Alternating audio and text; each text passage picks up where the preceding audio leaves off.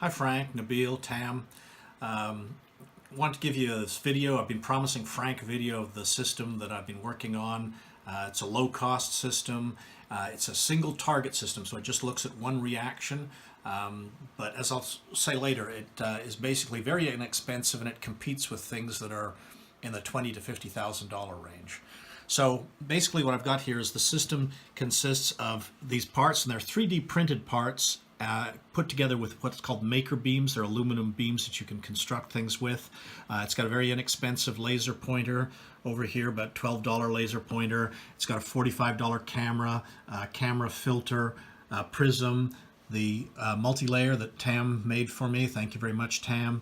And a flow cell in the background. And the flow cell at the moment is filled with water. I've got a syringe here full of water, distilled water that I've filled it up with.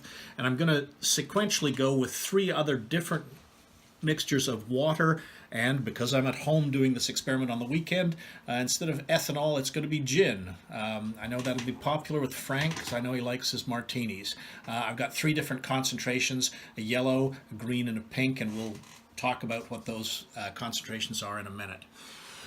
All right, let me do the experiment. I'm going to start it off here. I've written a Python program, and so as the camera pans around to look at the screen here, I'm going to run this Python program. I wrote a program that kind of puts things big on the screen so it'll be suitable for the video. Over here, at the very left-hand side, that is a picture of what the camera is getting. And there's the big laser spot, and that dark line down the middle, that's the light that's coupled into the block surface wave. And we're detecting, as a function of the XY direction here, we're figuring out where this minimum is, and that's what's plotted here. So we're going to be tracking this minimum point, because that minimum depends upon the refractive index of whatever is in the flow cell.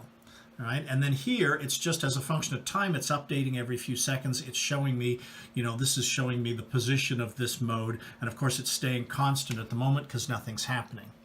So the first thing I'm going to do here is I'm going to take, and use this syringe, and I'm going to flush in a solution that is the first concentration of water and alcohol. And if you want to look at the screen here, it's water and gin.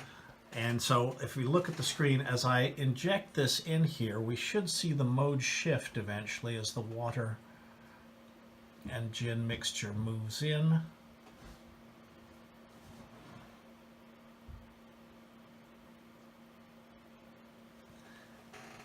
And now on the screen there, it took a little while to get the water and gin mixture injected in, but if you look on the screen, you can see the mode shifted, and that mode shift is represented by the fact that now we've got a stair step.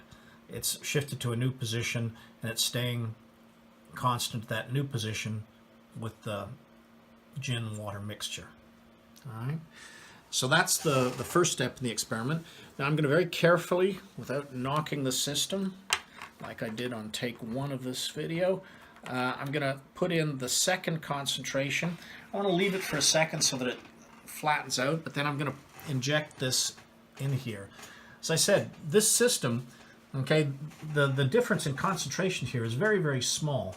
Okay, it's this is only a small amount of gin injected with almost all pure water, but the system is very sensitive to any changes in refractive index, so it senses that. So let me inject the second concentration.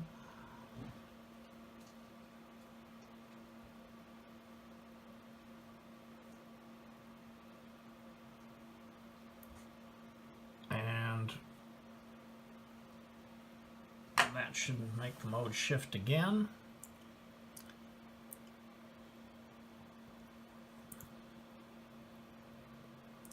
And so you presumably, hopefully I wasn't looking, I presume you saw it on the screen there as the mode shifted further to the right. That means that the minimum is now in a different position, and our thing which is tracking the pixel number of the shift is now settled down and is giving us a... Okay, and then the last one, let me put in the last highest concentration, and I'll inject it right away. since we're taking a long time on the video.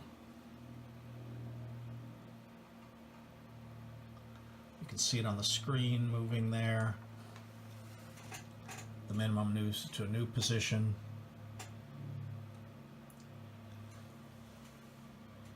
And so we get that stair-step pattern.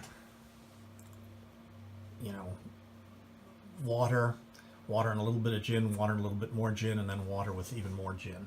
Okay, so this is showing that the refractive index sensing. Now, of course, for biological systems, you're not just changing the index, you're changing some binding at the surface. So you make the slide activated so that it actually sensed a binding reaction for some biological molecule to target maybe a specific disease.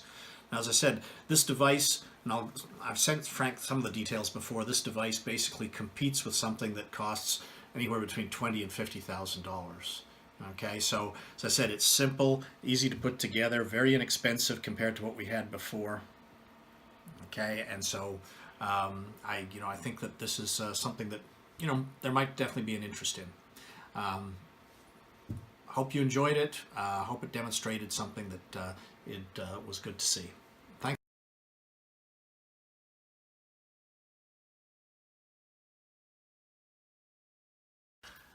Just to let you know how I made the solutions that we saw in the when we injected them in, I'm using distilled water, 125 milliliters of distilled water, and in the first case I've got, for the yellow one, of course I had pure water for the first thing that was in there, but then for the first one I have 125 milliliters of water with 10 milliliters of gin, Gilby's gin, 125 milliliters with 20 for the green dot, and 125 milliliters of water with 30 milliliters of gin for the third one.